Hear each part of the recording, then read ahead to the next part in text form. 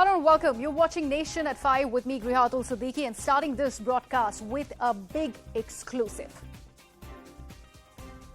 The CNN News 18 has learnt that the Pakistan-TTP or the tehreek-e-Taliban Pakistan peace deal might be in danger. Now, highly placed sources have told us that Pakistan's Taliban plans to break the ceasefire with the government. Now, remember, the tehreek-e-Taliban Pakistan had recently announced a 3-month ceasefire unilaterally, following which Pakistan's information minister Maryam Aurangzeb had confirmed ongoing peace negotiations between Islamabad and the outlawed terrorist group. Now, taking center stage, the Afghan Taliban also acknowledged their role as the mediators in the deadlock between Pakistani officials and TTP leaders. But what is happening now? This is what we have exclusively learned. Now, we are breaking all of that down for you. These are exclusively placed sources that have told CNN News 18 that Tehreek-e-Taliban now plans to break the ceasefire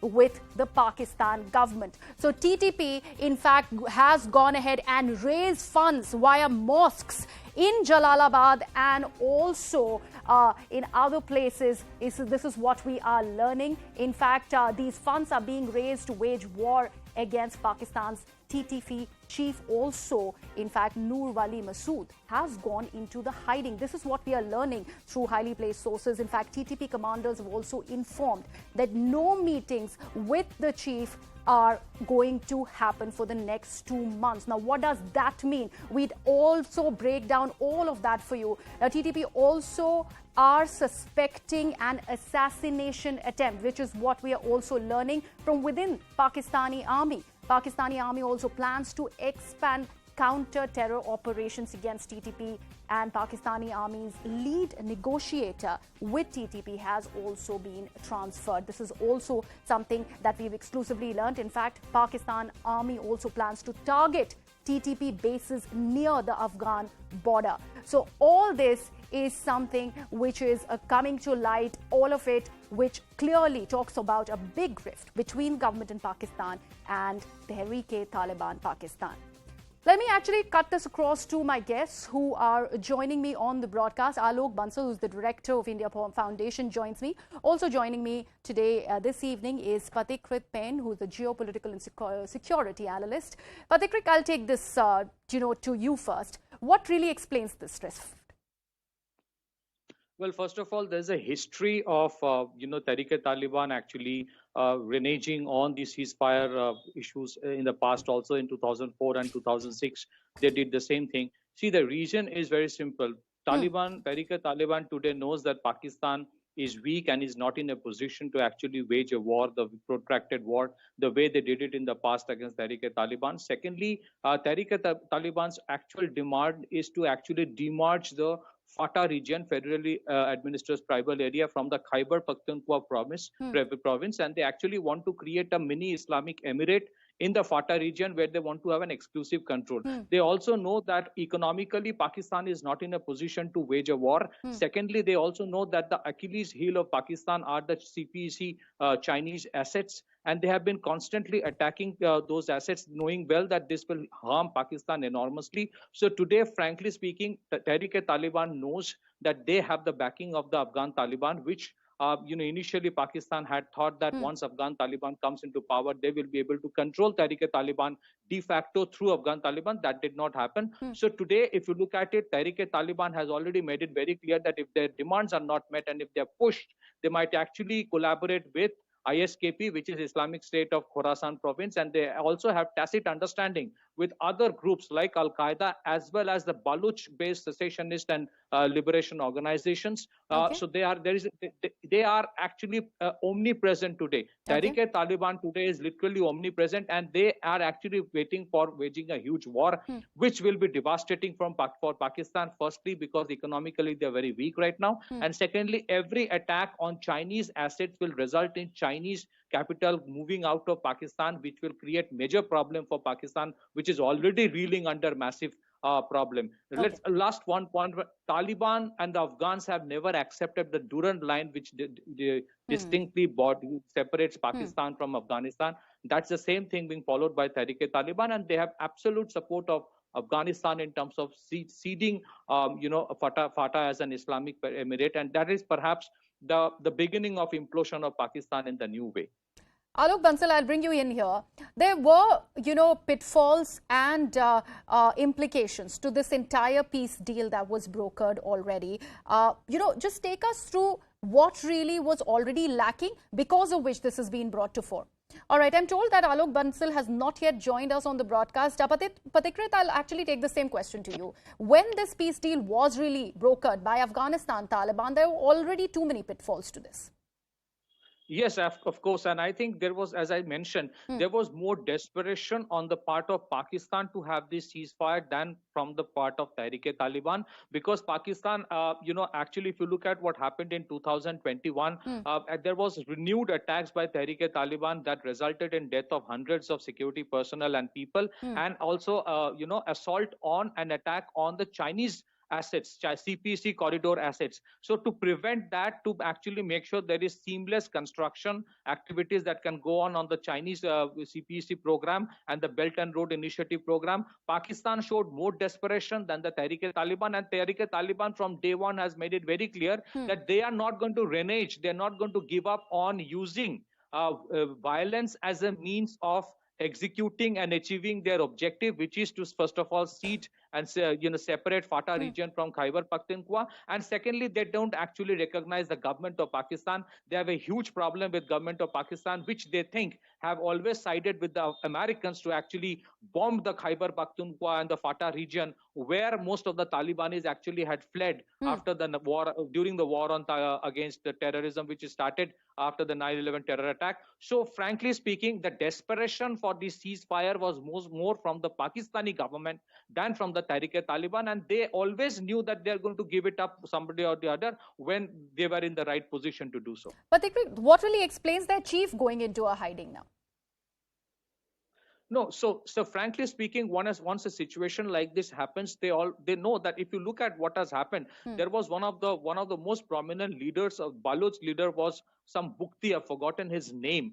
So the Pakistan has a habit of actually going for ceasefires and then assassinating. So let's understand, even if Pakistan is economically weak today, Pakistan army and the ISI is not that weak compared to that of Tehreek-e-Taliban. So to actually try to neutralize Tehreek-e-Taliban and to make sure that they are not in a position to actually start the war that they want to start again, all over again against Pakistan, the possibility remains very high that Pakistan will try to assassinate the top leadership of Tehreek-e-Taliban, and I'm sure this is my understanding that some of the inputs that the TTP got, because of which their leaders have gone into hiding, perhaps these inputs have come from Afghanistan itself, which in certain way is playing a double game, because on one side they want to show that they are with Pakistan, but at the same time they have a weak spot for the Tehreek-e-Taliban. They have the same agenda, same objectives, same ideology, and they actually have disdain for the deep state of Pakistan for several reasons. But so I think the stay on. I'm getting some more exclusive inputs on the broadcast at the moment. Now, CNN News 18 has accessed all these exclusive details of why this deal, that is the Tehreek-e-Taliban and the Pakistan army, the peace deal that was brokered between them, is all set to collapse. Now, as per top intelligence sources, we are learning that there is a major rift inside the TTP ranks after the killing of top terror commanders. A majority of TTP commanders want to continue proxy terror operations. This is what we are learning. The TTP does not trust the Pakistan army. This is something which is clearly underlined due to the transfer of the lead negotiator, Lieutenant General Faiz Hamid, and the failure of the Pakistan government to build a relationship with the Afghan Taliban. So, Patikrit, this thing is something that we have to look at. Only a few days back, top TTP commanders really were killed in drone attacks. This is something that has clearly got the TTP miffed. Yes, absolutely. And if you see, this has been one of the apprehension. Even in spite of the ceasefire, there is no love lost between Tehreek-e-Taliban Hmm. and Pakistan.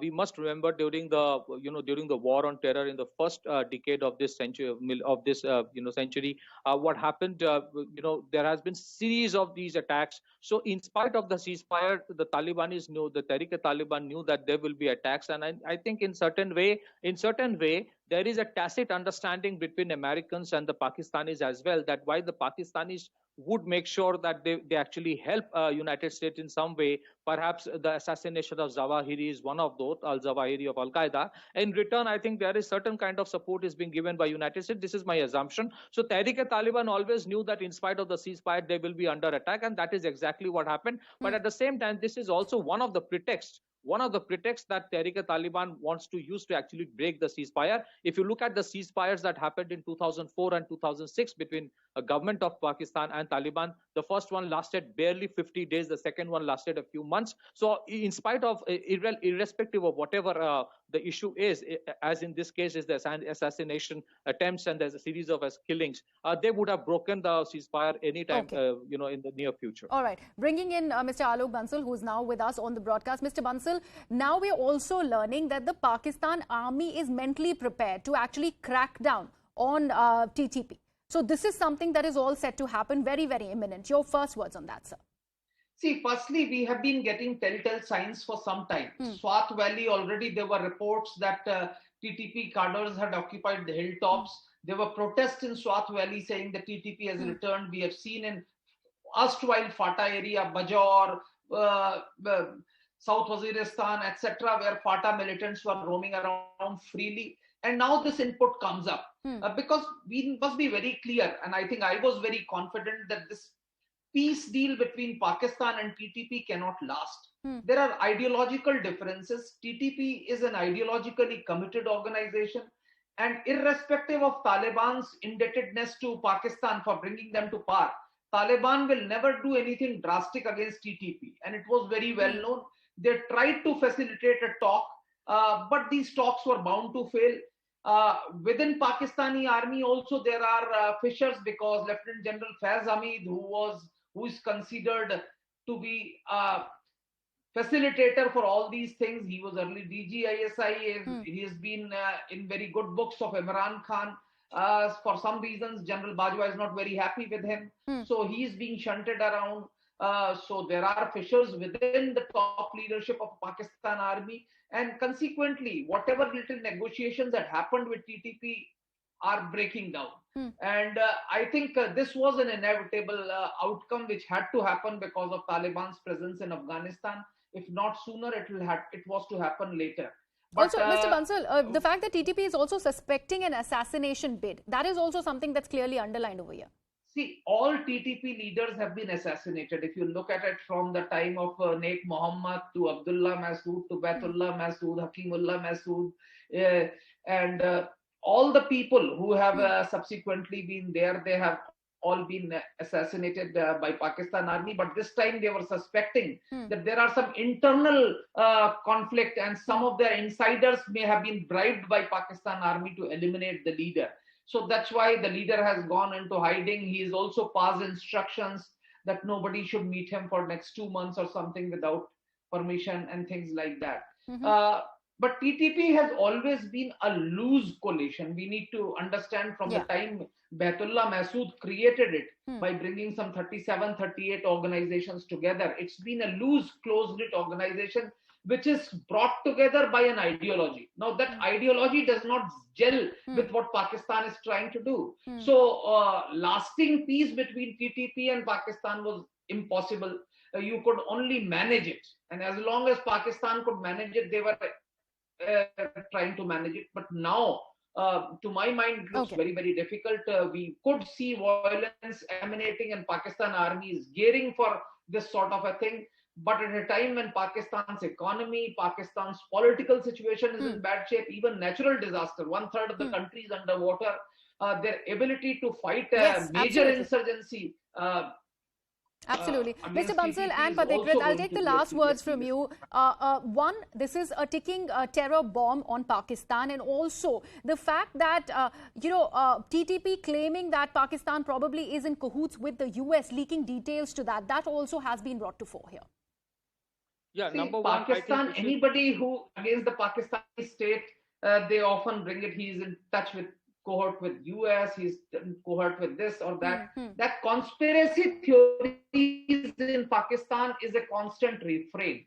Now these conspiracy theories are, to my mind, without any substance.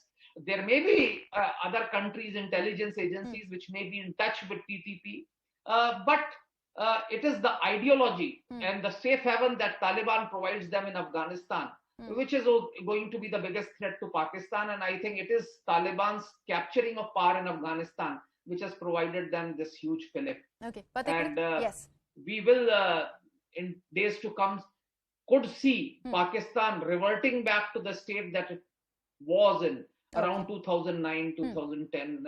That was a bad state when we had seen major hotels being attacked by TTP, major terrorist attacks.